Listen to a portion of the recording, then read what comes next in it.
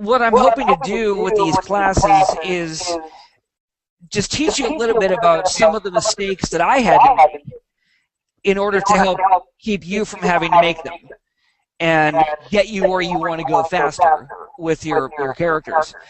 And one of those things was figuring out how my characters dress. I will tell you that a real weakness for me when I draw, this is going to sound really goofy. Just hear me out on this one. You can laugh if you want to. A lot of people do. I cannot draw zippers on pants to save my life. They never look right. So the way I got around that was by drawing my characters in really long, baggy shirts that go down to their knees. And then it's just jeans from the knees down. So you're not even seeing their belts. You don't even see the belts they're wearing. They wear these long turtlenecks that go down to their knees year-round. That's what I did for 2 of my characters. And I also have one who always wears a long Japanese robe because they were very popular among rock bands back in the 70s. So I kind of borrowed that and drew that look on one of my characters. So he always wears the robe. And I have another character who he's the drummer in my comic strip, and he always looks like he's ready to go play tennis because he wears these long, baggy T-shirts with the sleeves cut off, and again, they go down. The shirts go down almost to his knees.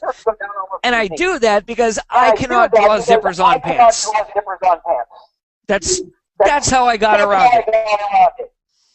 But with costume design, I'm thinking in this case particularly about superhero costumes. Because I know a lot of folks love to design superhero characters, and I'm guilty. I love it too. But I've learned over the years at least some basic elements of costume design and color scheme and things like that. How many of you like Superman? You like Superman? Awesome. You like Batman? Awesome. Robin? Awesome. Captain America? Cool. I just saw the Avengers movie last weekend twice. It was amazing. Here's what a lot of people may not know, and just from reading over the years, I've learned this. You take a character like Superman. You know, he wears the cape.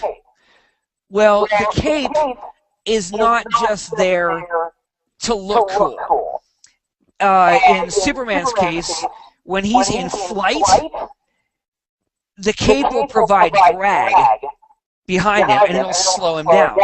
So if he's flying at Mach 2 and suddenly has to throw on the brakes, he can grab the cape at either ends and bunch it up and use it almost like a parachute to help slow him down. He'll just stop on a dime.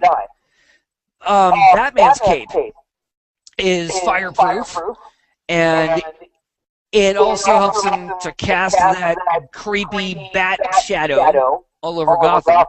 But it serves a function. There's a reason for it. It's not just for throwing the shadow all over the walls.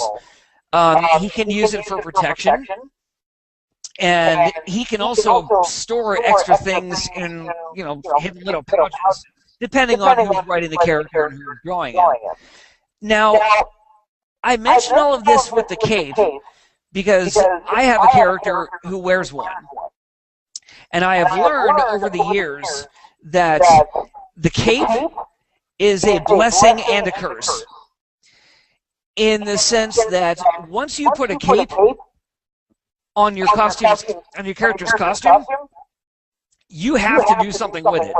Once the cape is locked in as part of that character's design, you have to do something with it. Every time you draw that character, in every panel where you use him. So, look, even superheroes take the occasional coffee break.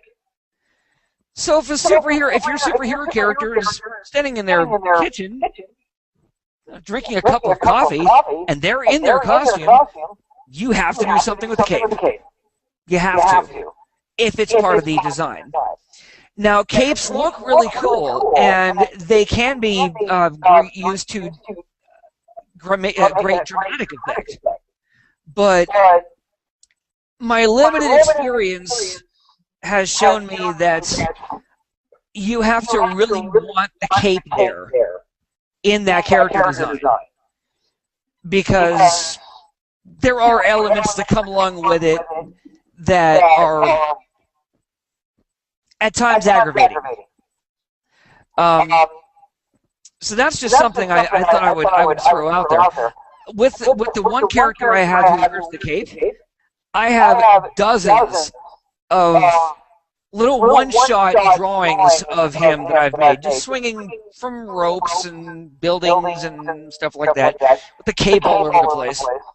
Now, if I was using a smaller size sketchbook at the time, but I wanted to have the whole picture and the whole figure in that picture before I scanned it into Photoshop, there were a few times where 90% of that drawing turned into cape. And you really did not see all that much of the character's body. The cape took up most of it. But I kind of had to do that because I was dealing with limited paper space.